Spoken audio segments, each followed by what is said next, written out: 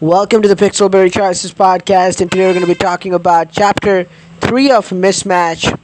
In this chapter, we see we're in the matchmaking competition fully, and we enter the office to find Deborah and her cronies exchanging remarks about us, and then to our utter horror, also there's a guy called Jeremy who thinks we stole his spot by coming at the end.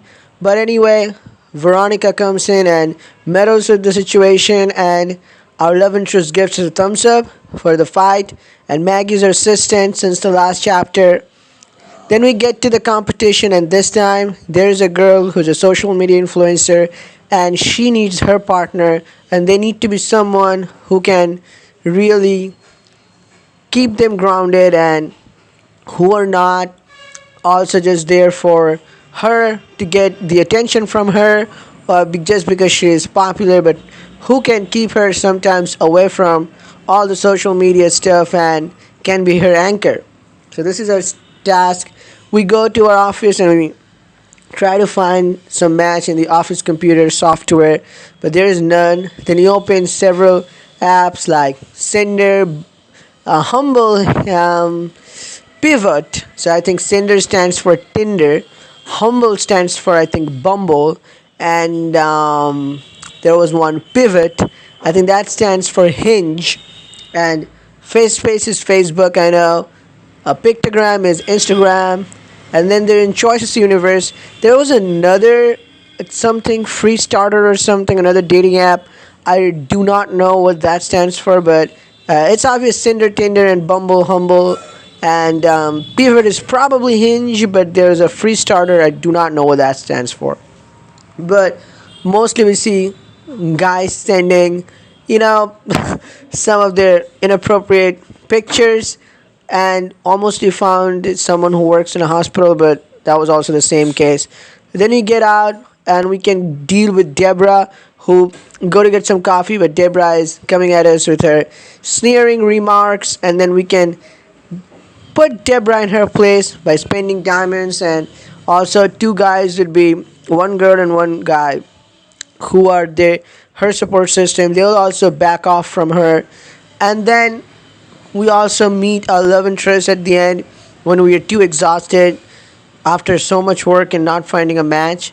Our love interest is cocky and they have found a match, that's for sure, but they invite us somewhere, but we also almost kiss in the lobby. We know it's forbidden romancing or dating to other co-worker in this company, to code out in this company. It's forbidden. But Maggie sees us and we fear that she's going to tell everyone and we're going to lose our job. But Maggie is so enthralled by this, and she takes us somewhere to get us a dress. And this is basically a dress to seduce the information out of Jack or Jacqueline, our love interest. And we can wear that and have a steamy scene with Jack or Jacqueline later and get some information about our competition for whom we trying to find the match out. And then we go to our dad's bar. We meet one of the writers' girl there, and we think they were just stood out by their date, so they could be a perfect match for the girl we're trying to find a match for. But then we go to talk to dad. We tell him how our day is going, and we can adopt a puppy named Benson. And then the girl who is a group of the writer group, who's from the writer group, she is a bit shy, but we can make them come to the date and tell them that it's for them and it's a once in a lifetime opportunity. And the next morning they'll confirm our main character that they're coming. Then we go to the place, but we see that Jacqueline or Jake, they're bringing 5 matches. So how our one shy match is going to stand up against 5 matches of Jake or Jacqueline? Let me know in the comments your thoughts and opinions about this book and this chapter. So Choices Analyst on Instagram, they sent me some pictures, some Twitter screenshots by one of the writers of this book. So this is pretty revealing. I found this amazing. They said the original story is completely different. First, they thought that our main character would be a rich CEO matchmaker, and in the process they will find Jake or Jacqueline, our love interest. but then it would be rags to riches kind of plot line, so they dumped that plot line and they stuck with this one. To be honest, not gonna lie, I think that would have been a better plot line than this one. And then also, the same writer said that there was another change in plans. Originally, this book mismatch. This book was multiple love interest book, meaning Jake, Jacqueline, the main love interest matchmaker, and then our main character. They made her work in a bar in New York with our main character's best friend. So our best friend would be there, who we worked together, and we had a spark, and then we would have two love interests, our best friend and this Jack or Jacqueline, like platinum kind of.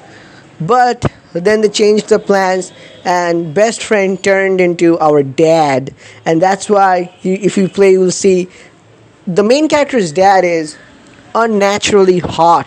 Like dads, I haven't seen any hot dad in most of the choices books like that.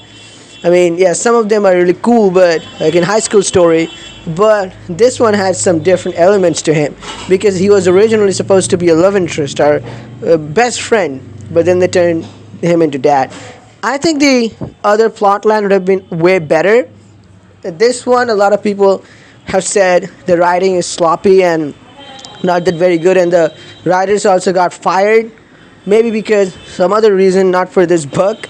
But people seem to have really critical opinion about this plot. So I just wonder what would have happened if they had stuck with the original plot line and made the friend, best friend at the bar, also a gender customizable love interest. I think a lot of people would have liked it because a lot of people don't like Jake or Jacqueline's character traits, and they seem they're stuck with just single love interest.